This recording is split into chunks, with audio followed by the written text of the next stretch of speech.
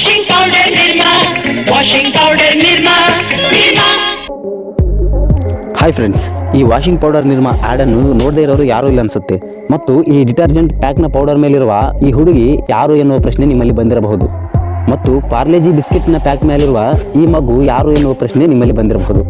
ಮತ್ತು ಈ ಅಮೂಲ್ ಪ್ಯಾಕ್ ಮೇಲಿರುವ ಈ ಚಿತ್ರ ಯಾವುದು, ಇವರುಗಳು ಈಗ ಎಲ್ಲಿದ್ದಾರೆ ಅನ್ನುವುದನ್ನು ತಿಳಿದುಕೊಳ್ಳೋಣ.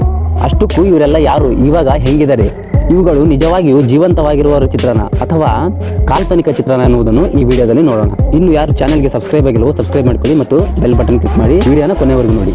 Number 1, washing powder Nirma. ಈ ಆ್ಯಡ್ಗೆ ಒಂದು ಸಪ್ರೇಟ್ ಫ್ಯಾನ್ ಬೇಸ್ ಇದೆ. ಈ ಆ್ಯಡನ್ನು ನೋಡದೇ ಇರೋರು ಯಾರೂ ಇಲ್ಲ ಅನ್ಸುತ್ತೆ. ಇತ್ತೀಚೆಗಂತೂ ಹೊಸ ರೀತಿಯ ಆ್ಯಡ್ಗಳನ್ನು ಮಾಡಿ ಮತ್ತಷ್ಟು ಜನರ ಗಮನ ಸೆಳೀತಾ ಇದೆ. ಈ ಡಿಟರ್ಜೆಂಟ್ ಪೌಡರ್ ಮೇಲೆ ಒಂದು ಚಿಕ್ಕ ಹುಡುಗಿ ಗೌನ್ ಹಾಕೊಂಡು ತಿರುಗೋದು ನೀವು ನೋಡಿರ್ತೀರಾ. ಆದರೆ ಯಾರು ಈ ಹುಡುಗಿ ಅನ್ನೋದು ಯಾವತ್ತಾದರೂ ಯೋಚನೆ ಮಾಡಿದ್ರಾ? ಗುಜರಾತ್ನ ವ್ಯಾಪಾರಿ ಕರ್ಸನ್ ಭಾಯ್ ಪಟೇಲ್ ಅನ್ನುವ ವ್ಯಕ್ತಿ 1969ರಲ್ಲಿ ಈ ವಾಷಿಂಗ್ ಪೌಡರ್ ನಿರ್ಮಾ ಕಂಪನಿನ ಶುರು ಮಾಡಿದ್ರು. ಇವರಿಗೆ ಒಬ್ಬಳು ಮಗಳಿದ್ಲು. ಅವಳ ಹೆಸರು ನಿರುಪಮಾ ಅಂತ. ಇವರು ಪ್ರೀತಿಯಿಂದ ನಿರ್ಮಾ ಅಂತ ಕರಿತಿದ್ರು. ದುರದೃಷ್ಟವಶಾತ್ ಈ ನಿರ್ಮಾ ಒಂದಿನ ಸ್ಕೂಲಿಂದ ಬರುವಾಗ ಕಾರ್ ಆಕ್ಸಿಡೆಂಟ್ ಅಲ್ಲಿ ತೀರೋದ್ಲು. ಈ ನೋವು ಕರ್ಸನ್ ಭಾಯ್ ಅವರನ್ನ ತುಂಬಾ ದಿನ ಕಾಡುತ್ತೆ. ತಮ್ಮ ಮಗಳ ನೆನಪಿಗಾಗಿ ಕರ್ಸನ್ ಭಾಯ್ ಅವರು ಏನಾದ್ರೂ ಮಾಡಲೇಬೇಕಂತ ಗಾಢವಾಗಿ ಅನ್ಕೋತಾರೆ. ಆವಾಗ ಹುಟ್ಟಿದ್ದೆ ಈ ವಾಷಿಂಗ್ ಪೌಡರ್ ನಿರ್ಮಾ ಕಂಪನಿ. ತನ್ನ ಮಗಳ ಫೋಟೋನೇ ಈ ಡಿಟರ್ಜೆಂಟ್ ಪೌಡರ್ ಪ್ಯಾಕ್ನ ಮೇಲೆ ಹಾಕಿ ತನ್ನ ಮಗಳ ಹೆಸರಲ್ಲೇ ಈ ಬ್ರ್ಯಾಂಡ್ನ ಶುರು ಮಾಡಿದ್ರು. ಸೈಕಲ್ ಮೂಲಕ ಡೋರ್ ಟು ಡೋರ್ ಡೆಲಿವರಿ ಕೊಡೋ ಮೂಲಕ ಶುರು ಮಾಡಿದ ಈ ಕಂಪನಿ ಇವತ್ತು ಸೋಪ್ ಕೇಕ್ನಲ್ಲಿ 20% ಮತ್ತು ಡಿಟರ್ಜೆಂಟ್ ಕೇಕ್ಗಳಲ್ಲಿ 30% ಶೇರನ್ನು ಹೊಂದಿದೆ. ಈ ರೀತಿ ಈ ನಿರ್ಮಾ ಕಂಪನಿಗೆ ಬೆಳೆದುವಂತು. Number 2, ಪಾರ್ಲೆ-ಜಿ biscuit. ಇದು ತುಂಬಾ ಜನರ ಪರ್ಸನಲ್ ಮತ್ತು ಫೇವರೆಟ್ ಬಿಸ್ಕಿಟ್. ಇದು ಎಷ್ಟೋ ಜನರ ಒಂದೊತ್ತಿನ ಹಸಿವು ನೀಗಿಸುವ ಆಹಾರ ಕೂಡ ಆಗಿದೆ. ನೀವೆಲ್ಲ ಈ ಪಾರ್ಲೆ-ಜಿ ಬಿಸ್ಕೆಟ್ ಮೇಲಿರುವ ಈ ಮಗುವನ್ನು ಗಮನಿಸೇ ಇರ್ತೀರಾ.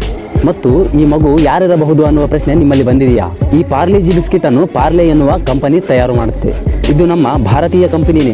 1939ರಲ್ಲಿ ಮುಂಬೈನ ವಿಲ್ಲೆ ಪಾರ್ಲೆ ಎನ್ನುವ ಪ್ರದೇಶದಲ್ಲಿ ಪಾರ್ಲೆ ಬಿಸ್ಕೆಟ್ ವ್ಯಾಪಾರವನ್ನು ಮೋಹನ್ ಲಾಲ್ ಚೌಹಾಣ್ ಎನ್ನುವರು ಪ್ರಾರಂಭ ಮಾಡಿದರು. ಇವರು ಮುಂಚೆ ಹೊಟ್ಟೆಪಾಡಿಗಾಗಿ ಟೈಲರಿಂಗ್ ಕೆಲಸ ಮಾಡ್ತಾ ಇದ್ರು. ಅದರಿಂದ ಜಾಸ್ತಿ ಲಾಭ ಬರದೇ ಇದ್ದಾಗ ಸ್ನಾಕ್ಸ್ಗಳನ್ನು ಮಾರ್ಕೊಂಡು ಫುಡ್ ಬಿಸ್ನೆಸ್ಗೆ ಎಂಟ್ರಿ ಆಗ್ತಾರೆ. ಆರಂಭದಲ್ಲಿ ಬ್ರೆಡ್, ಬನ್, ರಸ್ ತರದ ತಿಂಡಿಗಳನ್ನು ಮಾಡ್ತಿದ್ರು.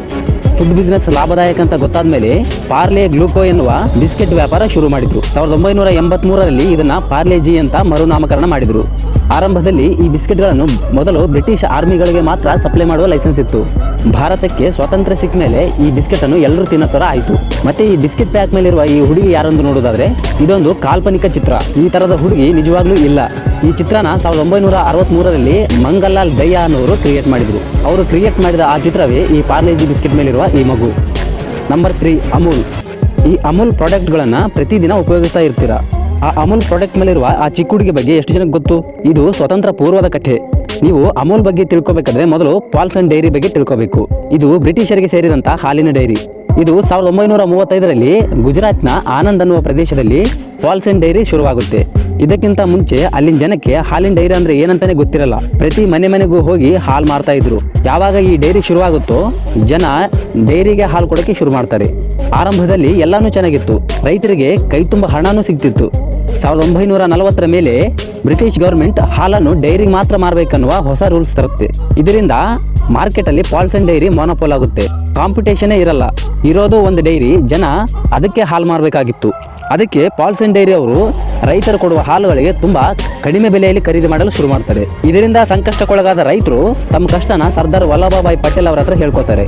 ಆಗ ಪಟೇಲ್ ಅವರು ಹಾಲನ್ನ ಡೈರಿಗೆ ಮಾತ್ರ ಮಾರ್ಬೇಕಲ್ವಾ ಅಂತ ಹೇಳಿಬಿಟ್ಟು ನಾವೇ ಒಂದು ಡೈರಿನ ಶುರು ಮಾಡೋಣ ಅಂತ ಹೇಳಿ ಶುರು ಮಾಡ್ತಾರೆ. ಮುಂದೆ 1948ರಲ್ಲಿ ಪಟೇಲ್ ಅವರು ಡೆಪ್ಯೂಟಿ PM ಆದಾಗ ಇದಕ್ಕೆ ಬೇಕಾದಷ್ಟು ಫಂಡ್ ಅನ್ನು ರಿಲೀಸ್ ಮಾಡ್ತಾರೆ.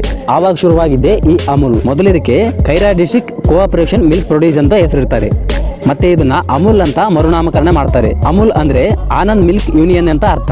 ಇನ್ನು ಈ ಪ್ರಾಡಕ್ಟ್ ಮೇಲಿರುವ ಈ ಹುಡುಗಿ ಚಿತ್ರ ಯಾರದಂತ ನೋಡೋದಾದ್ರೆ ಇವ್ರಿಗೆ ಈ ಹಾಲ್ ಬಿಸ್ನೆಸ್ ಮಾಡೋಕೆ ಒಂದು ಲೋಗೋ ಬೇಕು ಅನ್ಸುತ್ತೆ. ಹಿಂದೆ ಪಾಲ್ಸನ್ ಡೈರಿ ಅವರು ಒಂದು ಹುಡುಗಿ ಲೋಗೋ ಚಿತ್ರದಿಂದಲೇ ಮಾರ್ಕೆಟಿಂಗ್ ಮಾಡ್ತಾ ಇರೋದ್ರಿಂದ ಇವರು ಕೂಡ ಒಂದು ಹುಡುಗಿ ಫೋಟೋನ ಡಿಸೈನ್ ಮಾಡಿಸ್ತಾರೆ. ಇದು ಕೂಡ ಒಂದು ಕಾಲ್ಪನಿಕ ಚಿತ್ರವಾಗಿದೆ. ವೀಕ್ಷಕರೇ, ಈ ಮಾಹಿತಿ ಬಗ್ಗೆ ನಿಮಗೆ ಏನು ಅನಿಸ್ತು ಅಂತ ಕಮೆಂಟ್ ಮಾಡಿ ಮತ್ತು ವಿಡಿಯೋ ಇಷ್ಟ ಆದರೆ ಲೈಕ್ ಮಾಡಿ. ಚಾನಲ್ಗೆ ಯಾರು ಸಬ್ಸ್ಕ್ರೈಬ್ ಆಗಿಲ್ಲೋ ಸಬ್ಸ್ಕ್ರೈಬ್ ಮಾಡ್ಕೊಳ್ಳಿ ಮತ್ತು ನಿಮ್ಮ ಸ್ನೇಹಿತರೊಂದಿಗೆ ಶೇರ್ ಮಾಡಿ. ಧನ್ಯವಾದಗಳು.